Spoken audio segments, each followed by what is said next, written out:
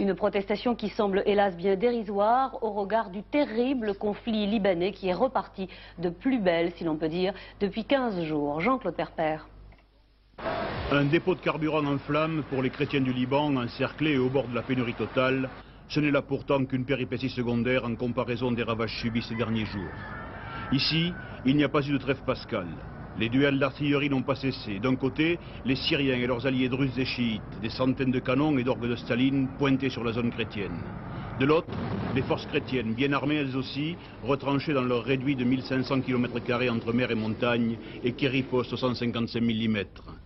Depuis hier, on a retiré des ruines 8 morts et 42 blessés. De part et d'autre, comme d'habitude, ce sont les civils qui paient le prix fort. Ici, les obus syriens sont tombés sur un centre d'enfants handicapés. La nuit dernière, il tombait 60 obus à la minute sur les quartiers chrétiens. Damas veut écraser la détermination du général Aoun de chasser les 35 000 soldats syriens de son pays et de réunifier le Liban. Le comité des bons offices de la Ligue arabe s'est réuni aujourd'hui à Tunis, mais en l'absence des chefs de guerre druzes et chiites, Walid Jumblat et Nabi Berri. Le sang n'a donc pas fini de couler et une centaine de roquettes se sont abattues ce soir sur les quartiers chrétiens.